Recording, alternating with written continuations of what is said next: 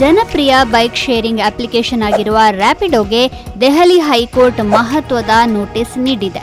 4 ತಿಂಗಳೊಳಗೆ ಅಂಗವಿಕಲ ಬಳಕೆದಾರರಿಗೆ ಅನುಕೂಲವಾಗುವಂತೆ ಅದರ ವೈಶಿಷ್ಟ್ಯಗಳನ್ನು ಸುಧಾರಿಸದೆ ಹೋದರೆ ಸಂಪೂರ್ಣ ನಿಷೇಧದ ಸಾಧ್ಯತೆಯನ್ನು ಎದುರಿಸಲು ಸಿದ್ಧವಾಗಿರುವಂತೆ ಆದೇಶಿಸಲಾಗಿದೆ.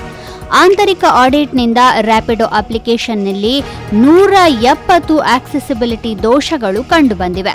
ಈ ಸಮಸ್ಯೆಗಳನ್ನು ಸರಿಪಡಿಸುವವರೆಗೆ ಭಾರತೀಯ ಮಾರುಕಟ್ಟೆಯಲ್ಲಿ ಕಾರ್ಯನಿರ್ವಹಿಸುವುದನ್ನು ಸಂಪೂರ್ಣವಾಗಿ ನಿಲ್ಲಿಸಬೇಕೆಂದು ರ್ಯಾಪಿಡೋಗೆ ತಿಳಿಸಲಾಗಿದೆ.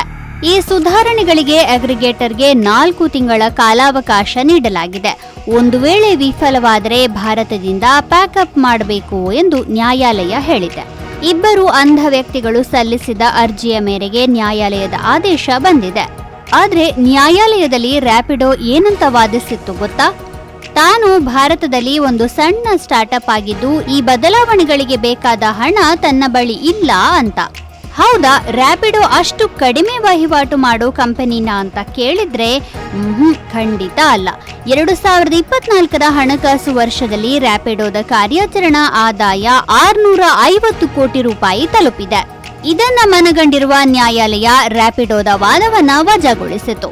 ಸಾರ್ವಜನಿಕ ವಲಯದಲ್ಲಿ ಸೇವೆಗೆ ಹೊರಟ ಇಂತಹ ಕಂಪನಿಗಳು ಮಾನವೀಯ ನೆಲೆಯಲ್ಲಿ ಯೋಚಿಸುವುದು ಬಹಳ ಮುಖ್ಯ ಅಲ್ವಾ? ನಾರ್ಮಲ್ ಜನರಿಗಾದ್ರೆ ಸರಿ, ಆದ್ರೆ ಎಲ್ಲರಂತೆ ಬದುಕಬೇಕು ಅಂತ ನಿರೀಕ್ಷೆಯಿಂದ ಕೆಲಸಕ್ಕೋ ಅಥವಾ ಇನ್ಯಾವುದೋ ಉದ್ದೇಶಕ್ಕೋ ಇಂತಹ ಸಾರಿಗೆ ಬಳಸಿಕೊಳ್ಳಲು ಹೋಗುವ ವಿಶೇಷ ಚೇತನರಿಗೆ ಸರಿಯಾದ ವ್ಯವಸ್ಥೆ ಮಾಡಿಕೊಡಬೇಕಾದ್ದು ಅದರ ಕರ್ತವ್ಯವೇ ಆಗಿದೆ.